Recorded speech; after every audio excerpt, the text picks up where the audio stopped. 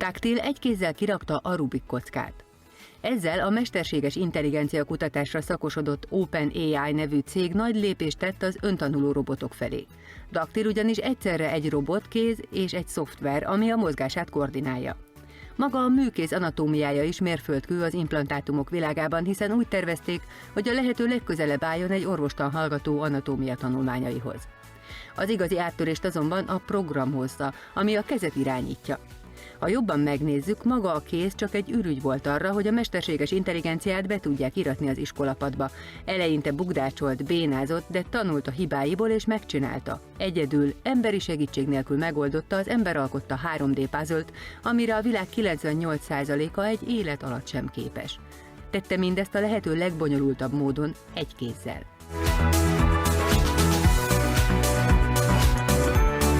Az OpenAI-nál most nyilván pezsgőt bontanak egy robotkézzel. Ezek után még a mesterséges intelligencia szkeptikusok is azt mondhatják, innen már bármi lehetséges, sőt, lehet, hogy az önvezető elektromos autóiról és űrhajózási cégéről elhíresült Elon Musknak lesz igaza. Elhíresült mondása szerint ugyanis az emberek úgy gondolkodnak a mesterséges intelligenciáról, mint valamiféle okos emberről, pedig sokkal okosabb lesz a legokosabb embernél is, aki valaha létezett. Sőt, képes lesz tökéletesen szimulálni az embert, vagy akár több embert is egyszerre.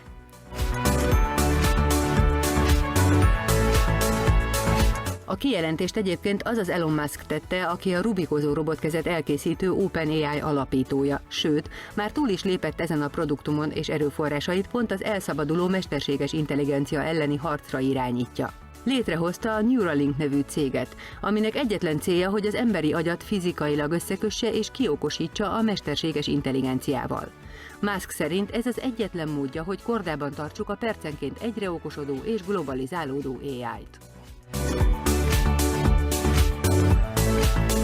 Ehhez már el is készült ez. Egy agysejtekkel összeköthető Neuralink implantátum. Ez nem más, mint egy USB dugó, ami az agyat és a gépet képes összekötni. Ezekhez az emberi hajnál 10-szer vékonyabb elektródákkal hálózzák be a megfelelő agyterületet, kétirányú kapcsolatot létesítve az élőszövetek és a fémvezetékek között. Az első kísérletekben a páciens képes a monitoron gondolataival mozgatni az egeret, vagy a robotkéz mozgását kontrollálni, persze még alapfokon.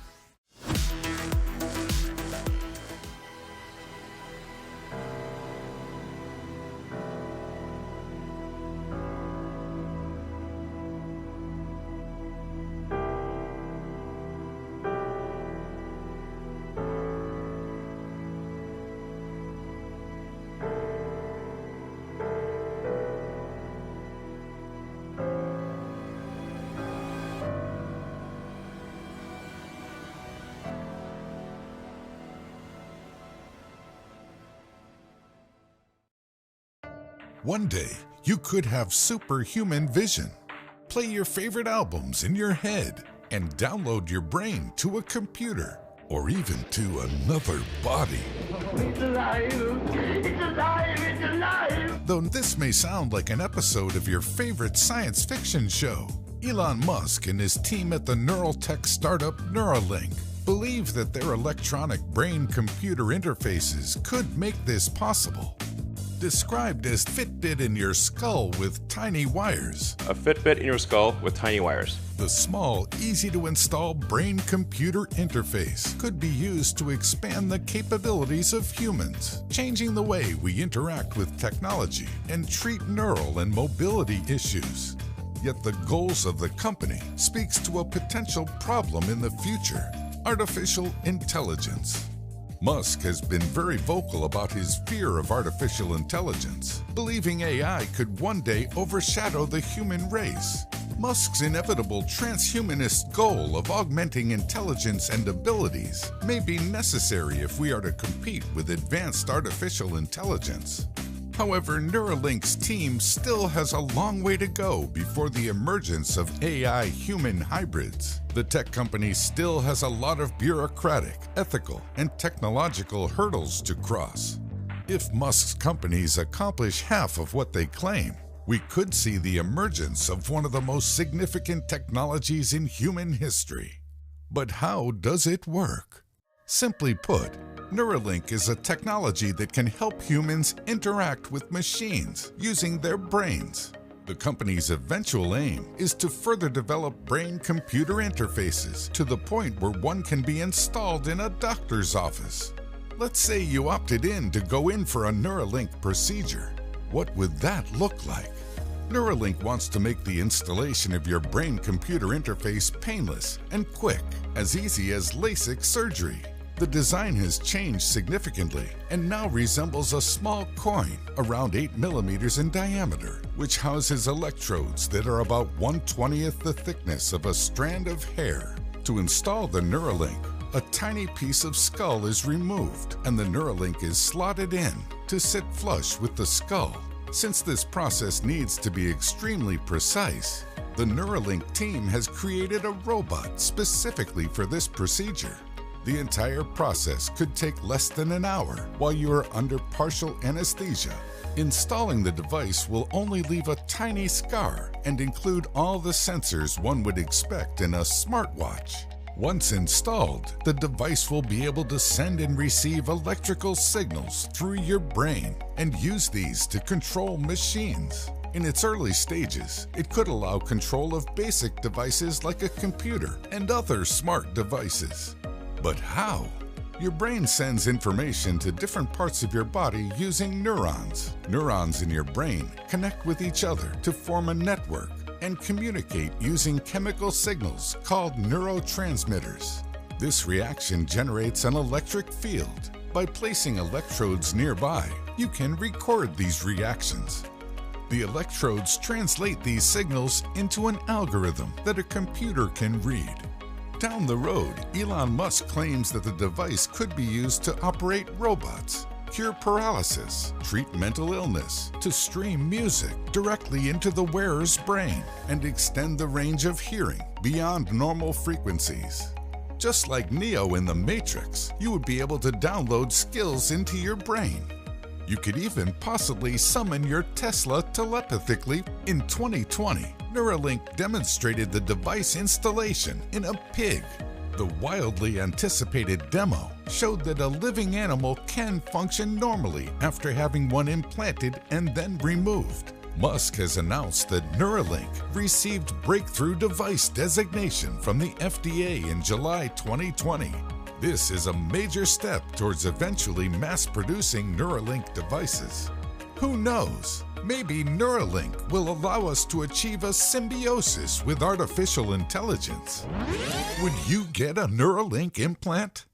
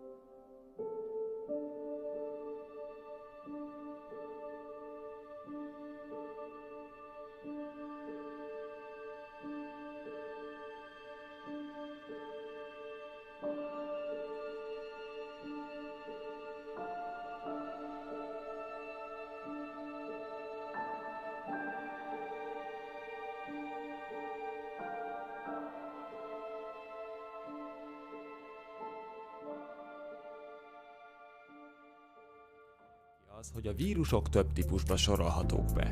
Az egyik ilyen a retrovírusok típusa, amelyek RNS tartalmaznak, és egy különleges enzim felhasználásának segítségével képesek a saját génállományukat lemásolni. Ez az enzim az RNS-t DNS-é alakítja, amely így egyesülhet a gazdatest DNS-ével. Így indul el a folyamat, amely során a gazdatest a saját enzimjeit felhasználva ebből készíti a szaporodáshoz szükséges vírusos RNS-t. A tudósok erről a folyamatról mintáztak rengeteg technikát, ideértve a klónozást, valamint a génterápiás megoldásokat is. Ez pedig többek között azért lehetséges, mert a retrovírusok olyan egyedülálló képességgel rendelkeznek, amely lehetővé teszi számukra, hogy géneket helyezzenek az emberi kromoszómákba.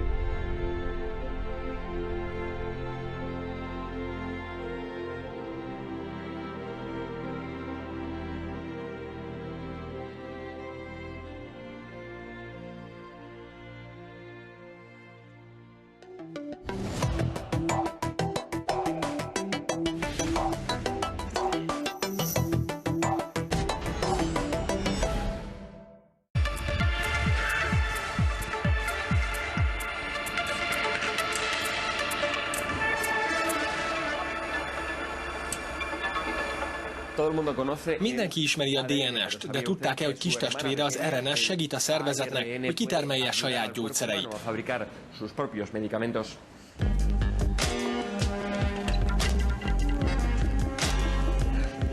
Ebben a németországi Tübingenben található laborban a tudósok egy nehezen megfogható molekula titkait kutatják. A ribonuklein savat a tudomány hírnök RNS-nek is nevezi. Ha egyszerűen akarunk fogalmazni, ez a molekula képes arra, hogy segítse a szervezetet az öngyógyításban, magyarázza a projekt biológusa. A hírnök RNS lenyűgöző molekula. Úgy is mondhatnánk, hogy a természet arra tervezte, hogy elősegítse a szervezet gyógyulását. Egyfajta tervrajzot biztosít a sejtjeinknek, ami alapján azok bármilyen fehérjét elő tudnak állítani. Jedes beliebige Protein herstellen. És ennek a fehérjének nem muszáj emberi eredetűnek lennie. Jöhet kórokozóktól, baktériumokból vagy vírusokból is. Ezért a hírnök RNS nagyon jól használható a gyógyításban. Az immunrendszer így képes felismerni, hogy egy adott fehérje az emberi testtől idegen vírustól vagy baktériumtól származik, és egyfajta immunválaszt indít el a testben. Nem módosítjuk vegyi úton az RNS-t.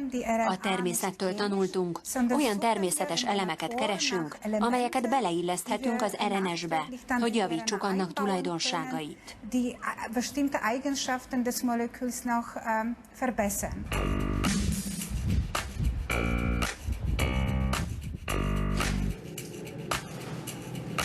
A tudósok szerint az RNS molekula óriási lehetőségeket rejt. Új immunterápiák kifejlesztéséhez szolgálhat alapul a rák elleni harcban, vagy védőoltások kifejlesztéséhez a fertőző betegségekkel szemben. Az RNS termelés fő előnye, hogy itt egy közös platformról beszélünk. Használhatjuk ugyanazokat a gyártási eljárásokat, függetlenül attól pontosan milyen célt akarunk elérni. Legyen szó rák, vagy valamilyen fertőző betegség elleni megelőző vakcináról, a gyártási eljárás mindig ugyanaz. Az egyetlen különbség, hogy milyen információt biztosítunk a folyamathoz. A kutatás 2014-ben megkapta az Európai Unió első innovációs kezdeményezés díját, amelyet meghatározott, nagy jelentőségű tudományos problémák terén elért áttörő eredményekért adnak át. A kutatók most a lehetséges felhasználási területeket vizsgálják.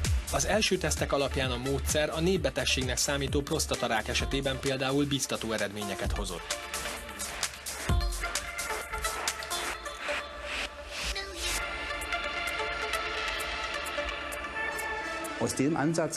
Az eddigi kutatás egy stabil alapot ad nekünk, ahonnan sok különböző irányba lehet elindulni. A lehetőségek szinte végtelenek. A kérdés csak az, mikor kezdhetünk el készgyógyszereket piacra dobni. Jelenleg klinikai teszteket végzünk prostatarákos betegeken. Az első lépéseket megtettük a szükséges engedélyek megszerzésére, az eredmények biztatóak. Ha ezek a kutatások szerencsésen lezárulnak, akkor egy lépéssel közelebb kerülünk a célunkhoz, hogy piacra dobjuk a technológián alapuló első gyógyszert. Tüdőrák elleni immunterápia és hűtést nem igénylő, stabil megelőző vakcinák lehetnek a következő konkrét gyakorlati felhasználásai az RNS-re alapozott gyógyításnak.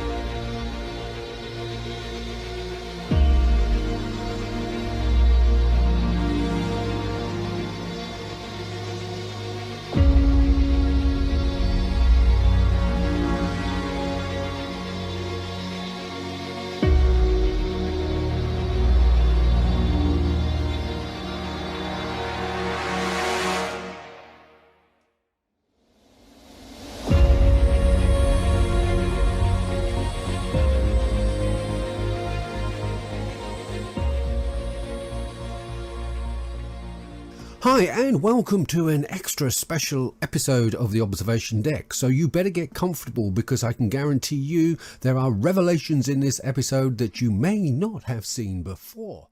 My name's Daniel Bushell, Water, Food and Population Control. Highly disturbing footage in this program. Bill Gates' eugenics plan caught on camera. $10 billion over the next 10 years to make it the year of the vaccines. What does that mean exactly? Well, over this decade, we believe unbelievable progress can be made, both inventing new vaccines and making sure they get out to all the children who need them. The benefits there in terms of reducing sickness, reducing the population growth, it really allows the society a chance. Reducing the population growth. So what's wrong with the population? I mean, we're too many people. That's why we have global warming. Reducing the population growth. The negative impact of population growth. The United Nations can and should play an essential role in helping the world find a satisfactory way of stabilizing world population. The United Nations can and should play an essential role in helping the world find a satisfactory way of stabilizing world population. Rick, what does population stabilization mean and how do you seek to enforce that? Well, we're not the epigones of Malthus, as some would have you believe, but the world population is a concern. The Associated Press just has an article today saying that the world population is going to reach 7 billion people by the year 2012. We're 6.7 billion people today. Hey, good to see you. Just a simple question. What did you mean by depopulation should have been the priority of U.S. foreign policy against the third world? Shame me. I'm not wanted for mass murder in different countries, unlike you, sir. How does it feel? All the millions, all the dictatorships, all the overthrows. We'll be held accountable for them one way or another. Do you have a plan, Rick? You're spouting off things from an office in California. This is my question. You're saying something very controversial here, and I hope people understand what you're saying. You think there should be fewer people in the United States? I'm trying to figure out which people are the undesirables. And you pointed out you think immigrants are undesirable. Aerosol geoengineering looks like it is so cheap that the cost is basically not going to be an issue. That means that implementation decisions will be risk-to-risk decisions. But I think the more we do research, the less easy this will look, the more complicated the environmental effects will look. And that's a good thing, because right now it looks too easy. So I think that if we do more research, we're likely to find out that it's harder and more complicated than we thought, and the side effects are harder to manage. And by the way, it's not really a moral hazard. It's more like free riding on our grandkids. And by the way, it's not really a moral hazard. It's more like free riding on our grandkids. Upwards of 80% of key US-grown foods like corn are already genetically modified. When GMOs get from the lab to the table, doctors and scientists consistently warn of extremely serious effects. Every single independent study conducted on the impact of genetically modified food shows that it damages organs, it causes infertility, it causes immune system failure, it causes holes in the GI tract, it causes multiple organ system failure. 25, 30, 35 years ago, no one was allergic to anything. And now everything. I have people that are allergic to parsley. When you link it to the GMO issue, it resonates like you would not believe. The villain in this is Obama to me, because he first of all, he promised blatantly that he would look into this and do something, and he didn't. We'll let folks know whether their food has been genetically modified, because Americans should know what they're buying. He also appointed, what is the guy's name? Michael Taylor. Used to be a VP at Monsanto, the seat of evil, to be the food czar, the FDA Deputy Commissioner of Foods. And of course, Monsanto's latest Frankenfood got speedy approval because this guy is in charge of it. Because it's like putting Jerry Sandusky in charge of Chuck E. Cheese. Of course he's going to approve. Monsanto's the company that told us that PCBs were safe. They told us that Agent Orange was safe. They told us that DDT was safe. And now they're in charge of telling us if their own genetically modified foods are safe. Because the FDA doesn't require a single safety study, they leave it to Monsanto. A new bombshell email is even more alarming when investigative journalist Anthony Gucciardi questioned a senior GMO executive on shocking evidence that genetically modified foods cause infertility. Here's how he responded. If this causes infertility, awesome. The world is overpopulated. This is why GMO is actually saving the planet. I'm doing humanity a fucking favor. Sincerely, Ed. Questions are now being asked on Monsanto buying a firm that's injected a permanent infertility gene into corn. The corporation's name is Epicite. Epicite patented a product, patented a gene, which causes both men and women who eat it, in the form of any product, to produce antibodies, rendering them irreversibly sterile. Now, DuPont and Monsanto formed a joint venture, purchased the Epicite firm, and, quote, commercialized the Epicite gene. Do you want to know if the food that you're eating contains the Epicite gene? The FDA, the Fraud and Death Administration, has made sure that under current laws, it is illegal for you to have that information.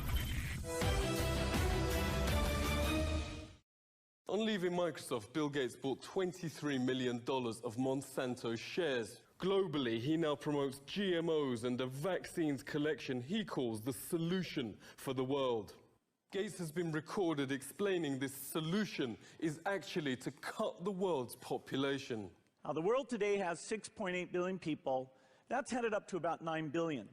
Now, if we do a really great job, we could lower that by perhaps 10 or 15%. The density in the poor areas is greater than they can grow the food. The benefits there in terms of reducing the population growth. The only vaccines that reduce the population, notes the site Prison Planet, are ones that sterilize people. The BBC says his foundation's funding big sterilization programs such as this one that blasts men's scrotums with ultrasound to damage the sperm. Here Gates actually calls for the so-called death panels to decide whether folks should live or whether, as he puts it, they have no benefit whatsoever. And a lack of willingness to say, you know, is spending $1 million on that last 3 months of life for that patient, would it be better to see which ones actually have no benefit whatsoever? But that's called the death panel, and you're not supposed to have that discussion.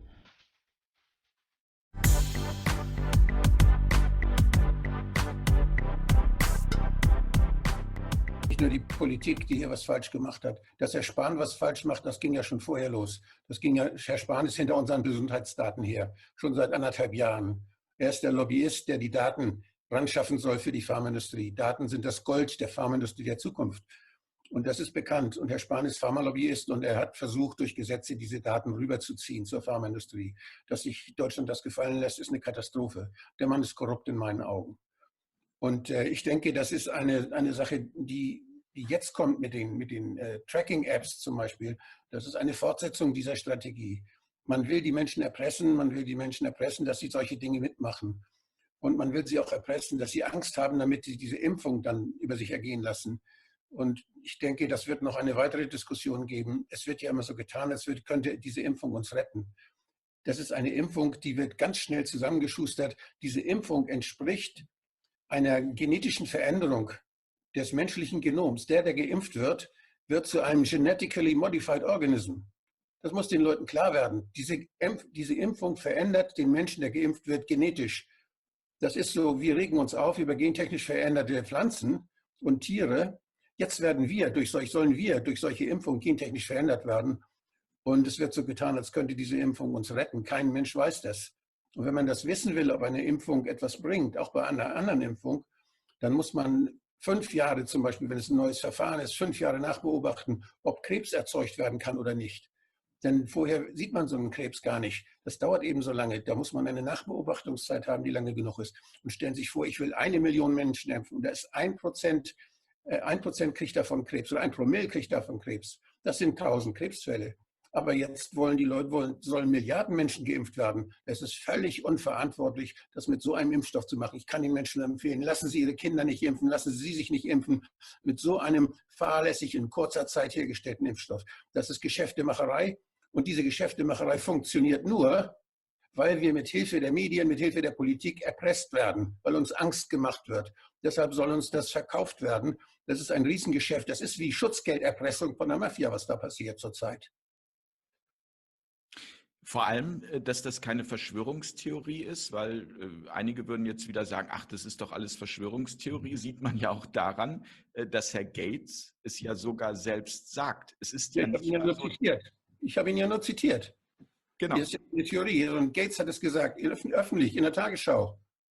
Er will 7 Milliarden Menschen impfen mit einem Impfstoff, der in einem Jahr oder nach 18 Monaten fertig sein soll. Es ist unverantwortlich. Wissen Sie, dass diese ganze Kampagne, sage ich mal, mit diesem angeblich gefährlichen Coronavirus, dass die unheimlich viele Schäden jetzt schon gemacht hat, ist völlig klar.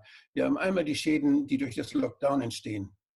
Das ist etwas, da wenden sich die Verantwortlichen schamvoll zur Seite, wenn sie an die Altenheime denken oder wenn sie an die steigenden Selbstmordzahlen denken, wenn sie an die Pleiten denken, die Leute, die depressiv sind, die kaputt gehen. Suizide, da redet kaum einer von. Das ist wegen fahrlässiger Tötung zumindest. Das ist etwas, auch was international läuft. Ich weiß, ob ein Staatsanwalt in Genf das hört und ob er da in die WHO geht und sagt, halt stopp, die Akten bitte. Ich will das sehen. Habt ihr das gewusst? Wer hat sich darum gekümmert? Warum?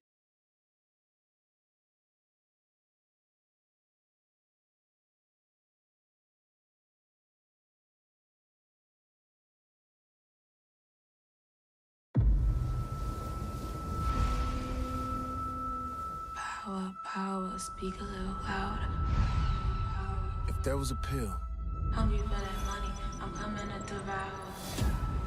that could give you 5 minutes Spit it so they get it. I'm embedded with the power.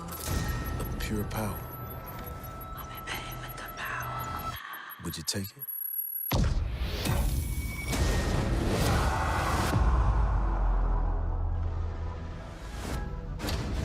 You don't know who I am and what I'm about, but I'll do anything to find that source. Listen to my voice. Am I lying? Welcome to Project Power. Our goal is simple: the next evolution of the human species. You ever taken one of those before? It can make you strong, make you invisible.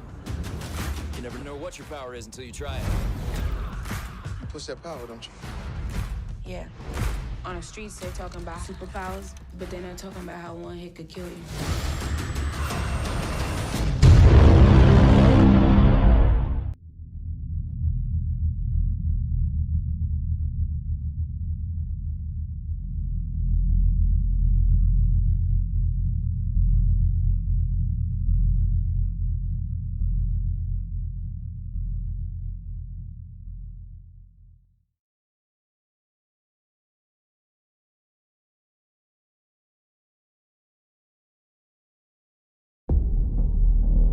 Nagyon szeretlek. Meg fogsz gyógyulni. Még szép. Csak a tüdőm, a prostatám és az agyam rákos. Nélkülük is meg leszek. És ha azt mondom, mi meg tudjuk gyógyítani. Maga harcos. Olyan képességei lesznek, amiről más csak álmodik. Igazi szuperhős lesz. Csak játszom velem fair módon. Akkor én sem játszom másképp. De a szuperhős ruha ne legyen zöld, se színjátszós. Egy dologtól el kell búcsúznia. A humorérzéktől. Majd meglátjuk, Post Spice. Jaj, nem már. Egyedül, hogy egy feketébe öltözött kék harisnyával. Hey, yeah, I wanna shoot, baby. Packed in your stack, especially in the back, brother. Wanna thank your mother for a butt like that. You're a shotgun. Hey, what's the pathetic thing? I wanna know, how does it hang? Straight up, wait up, hold up, Mr. Buck, like Prince Nick, you're a sexy mother.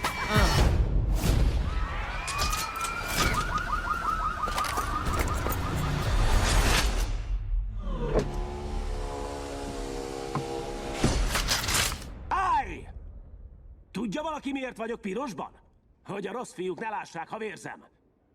Az a srác jól csinálja. Barna a nadrágja. A puci kezd bepöccenni. 2016-ban. Azt a kurva! Szuperhősnek lenni. Nagy felelőtlenség.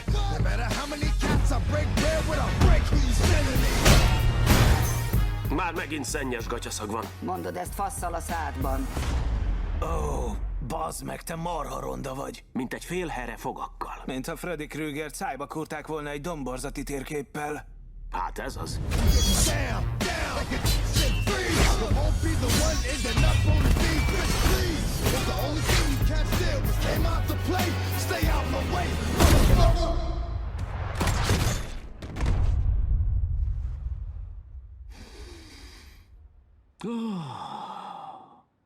Ma este erre verem ki. Deadpool. Ez tökre undi. Egy rohadt zeller és egy ragyás karalábé gyereke vagy? Köszi. 2016-ban a mozikban.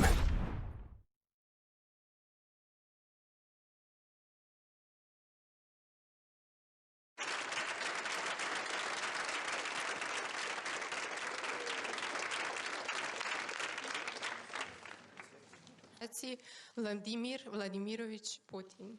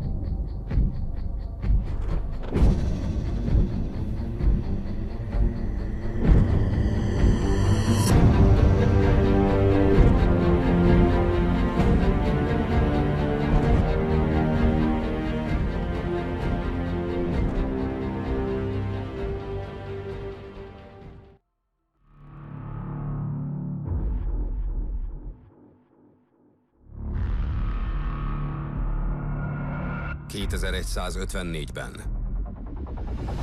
a kivételezettek Üdvözlöm! Jó napot! az Elysiumon élnek.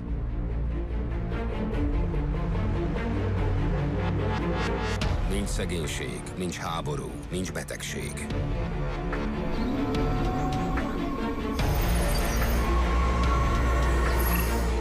A többieké a Föld.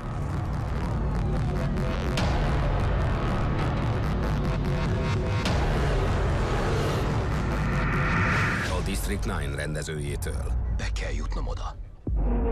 Ezzel a kütyüvel átveheted az irányítást a rendszerük felett. Mindenkit megmenthetsz. Az univerzum legjobban őrzött helyére megyünk. Oh yeah! Hamarosan.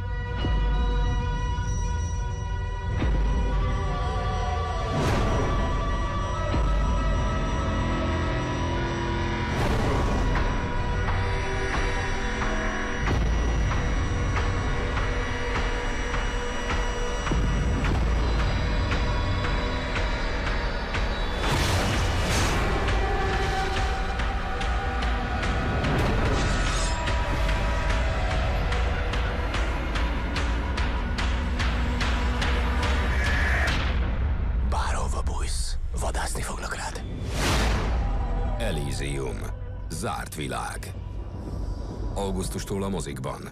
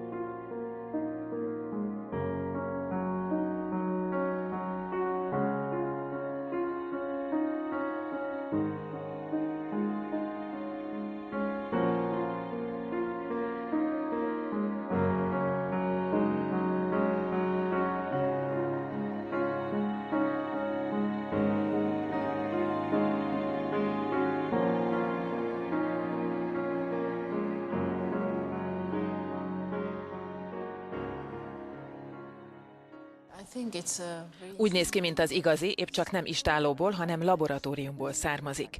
Ez a hamburgernyi húsdarab, amelyet egy sajtótájékoztatón mutattak be Londonban, egy holland egyetem kutatócsoportjának legújabb kedvence. Alapanyaga egy marha izomzata. Az abból vett sejteket mesterségesen növesztették nagyobbra, hogy ezt az alig 15 dekás hamburgerpogácsát mintegy 20 000 darabból gyúrják végül egészé. A Maastrichti professzor szerint szorít az idő, amit kevesen vesznek észre. Azt mondja, az állattenyésztés és a húsipar teljesítő képessége határára ért, miközben a föld lakosságának majdnem dupla ennyi húsra lesz szüksége fél évszázadon belül. A professzor szerint fejlesztésük erkölcsileg és környezetvédelmi szempontok szerint is megfelelő válasz erre a problémára. Ahhoz, hogy a sok ezer rostból végül ilyen tetszetős hamburger legyen, a kutatóknak zsemlemorzsát, sót, répalevet, tojásport és sáfrányt kellett hozzáadniuk. A professzor bizonyítottnak veszi, hogy a mesterséges körülmények között, de természetes sejtekből előállított hús minden tekintetben megegyezik azzal, amely a vágóhidakról kerül ki. Jó reggelt, üdvözlöm Önöket! Vendégünk Szabóné pap Emőke, akivel a vegán húsról fogunk beszélgetni. Üdvözlünk a műsorban! Sziasztok, köszönöm a meghívást! Szóval pontosan mi is ez a vegán hús? Hát igazából ez nem egy új keletű dolog, és többféle változata létezik. Ugye ez a vegán életmód, vegán étrend, diéta, stb. Ezt most az utóbbi időben kapták fel, de ugye a vegánok korábban is léteztek, tehát jóval több 10-20-30 évvel ezelőtt is. Úgyhogy hát talán én visszamennék az első, tehát nem szeretem ezt a szót használni, de húspótlókhoz. Amit mindenki ismer, vagyis hát sokan hallottak róla, sokan szeretik, nem szeretik, ugye ez a szójasajt, vagyis a tofu. A keleti étrend, a keleti kultúrában már nagyon régóta megtalálható, mármint az étkezésben. Ez házilag is készíthető, tehát ez szójatejből készül. Ennek nagyon magas a fehérje tartalma, aminósav tartalma, tehát azt mondják, hogy a szója teljes értékű aminósavakat, fehérjéket tartalmaz.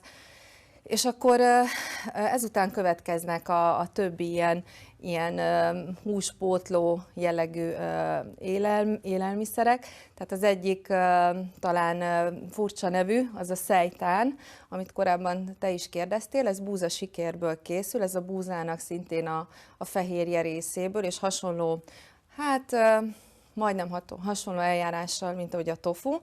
Ez talán állagában, jellegében jobban hasonlít a húshoz, tehát ezt lehet, ezt főzni kell, tehát egy ilyen tészta jellegű formátumot, tésztát gyúrunk a búzasikérből, és ezt utána ki kell főzni, lehet szeletelni, és úgy használni a konyhában, mint mondjuk a húst, tehát lehet panírozni, pörköltnek, ragunak. És ez ízre mennyire tér el, mondjuk? Ezek akár a tofu, vagy akár ez a szejtán is, tehát ez egy nagyon semleges ízű, de hogyha belegondolunk, a hús is. Szóval tehát, az ízesítéstől függ. Igen, tehát ez az ízesítéstől függ, nagyon jó fűszerezhető, tehát ugye, sós jellegű fűszerek illenek hozzá.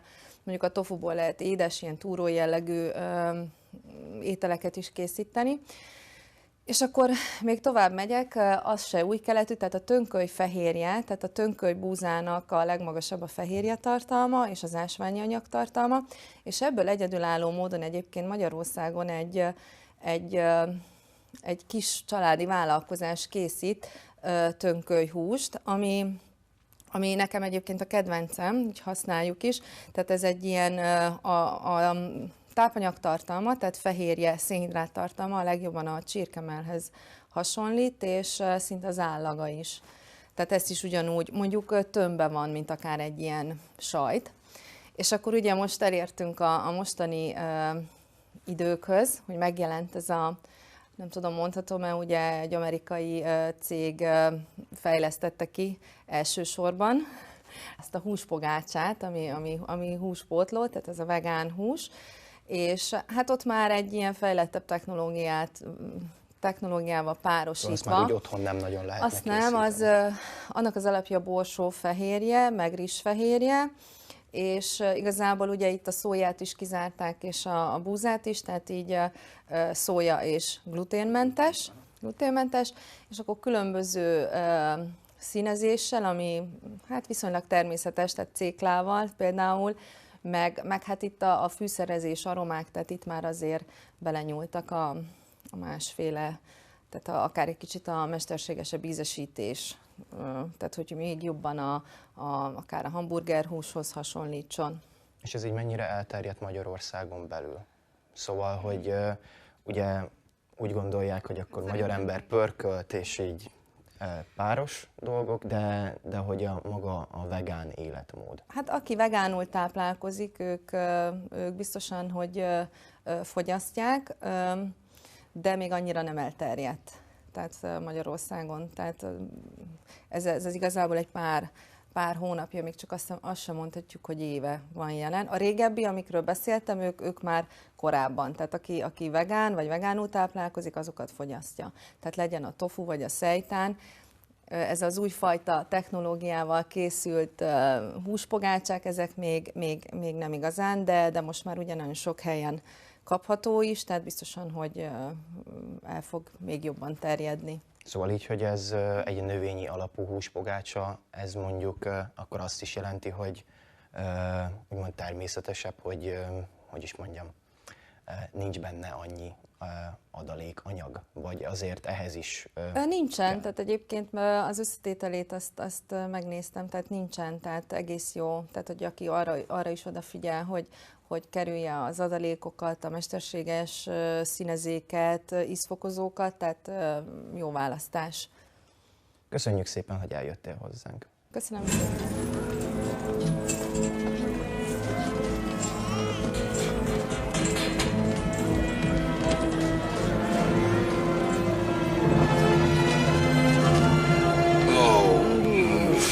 Micsoda ocsmányillat. Ja, igen.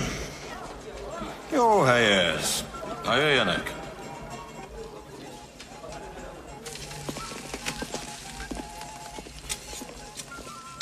Nem csináltam semmit. Nyugalom, egy hamburgert és egy sört kérek, ha akad.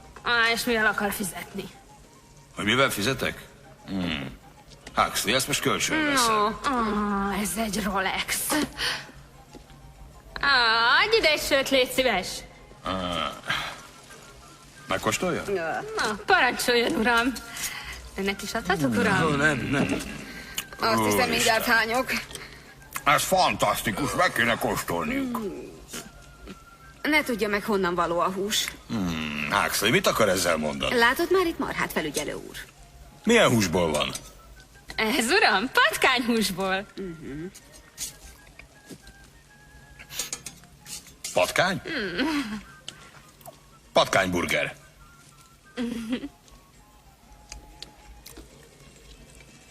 Nem rossz.